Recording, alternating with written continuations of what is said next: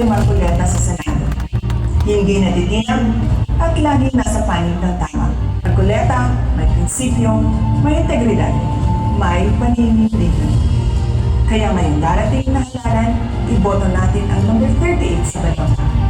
Rodante Marcoleta sa Senado. Kay Marcoleta, may pag-asa ka.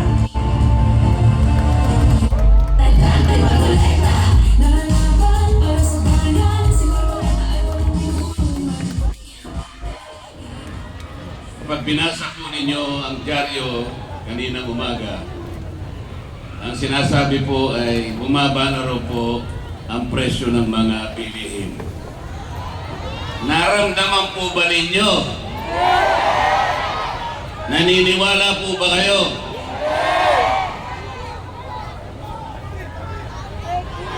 Kasi po, talagang walang pagbabago ang pagtaas ng pangunahing bilihin ngayon. Lalong-lalo na po ang pagkain.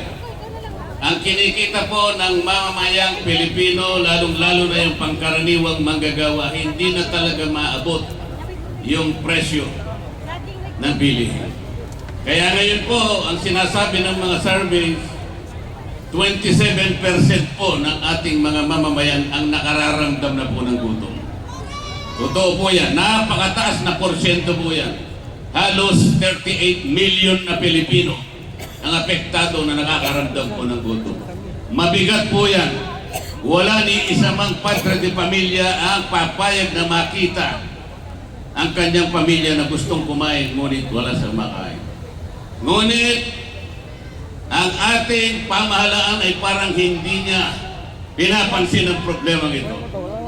Ang katotohanan po, wala silang ginagawa para sa ganun ay ma-resolve ba natin ang problema ito.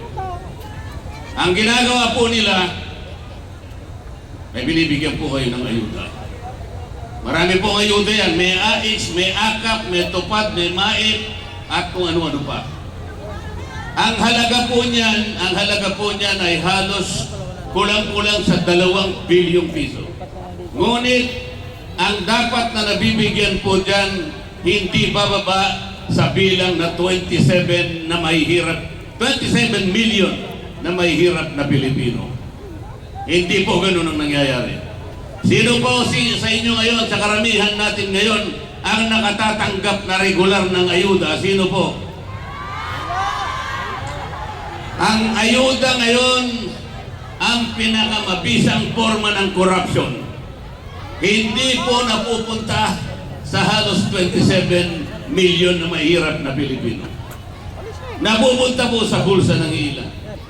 Kaya po sinasabi ko dahil pati nga presyo ng kuryente. Mura ba ang presyo ng kuryente ngayon? Ang sinasabi ko po sa mga kasama ko ngayon, kung kami po ay mapupunta lahat sa Senado, iisa lang po ang gagawin namin. Ito yung kauna-unahan. Ang sabi ko po sa kanila, at alam ko naman pumayag silang lahat. Lahat po ng kumukonsumo na pamilya na 2,000 pababa, ililibre na po natin yun. Bakit po? Kapag ginawa natin yan, ang mabibiyaya ang 27 million Pilipino. Walang korupsyon sapagkat dire-diretsong pupunta sa inyo. Walang makakapagpasikat, walang magpapapugi. Akala mo sa kanila galing yung perang pinamimigay sa inyo. Hindi po totoo. Yun po ang gagawin natin. Madali po yun eh.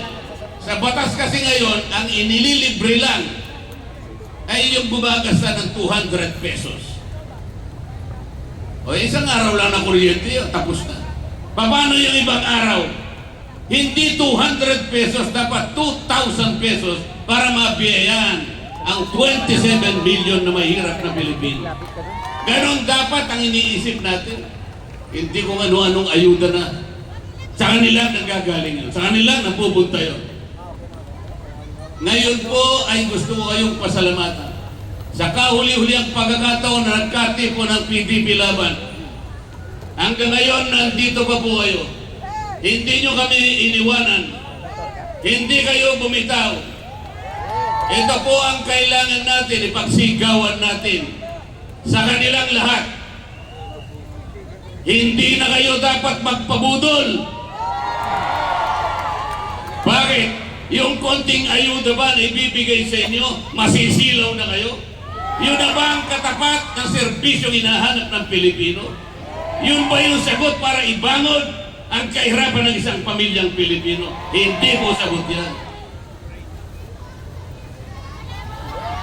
Salamat po. Huwag kayong pabibili, huwag kayong palilin lang. Natatakot na po sila, kinakabahan na po silang lahat ngayon. Nagtatago na lang sila sa survey.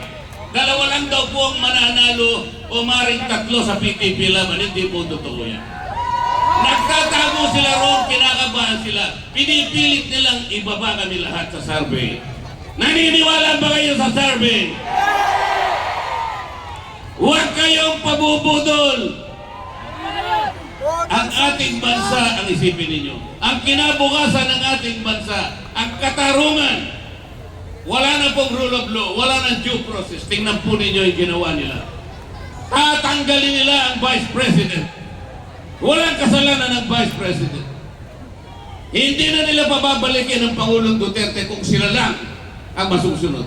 Papayag ba kayong lahat? Walang papayag yan. Salamat po sa inyong lahat, sa inyong pagtangkilik. Salamat sa sambayan ng Pilipino na kumikilala sa katwiran, kumikilala sa katotohanan at katarungan. Dante Marcoleta, 38, kalibre 38. Pagbababarilin po natin ang mga problema ng ating bansa.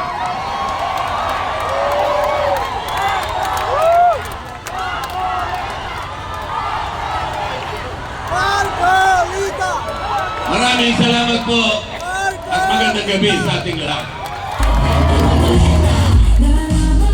Maraming salamat po, Attorney Rodante Marcoleta. Ngayon naman po ang susunod po natin, Doktor. Doktor? Oo, doktor yan. Oo, Doktor. Alam mo, tagal na natin walang doktor Sa matagal na panahon, wala pong doktor na sa Senado. Ang huli po ay si Dr. Flavier, si Senator Flavier.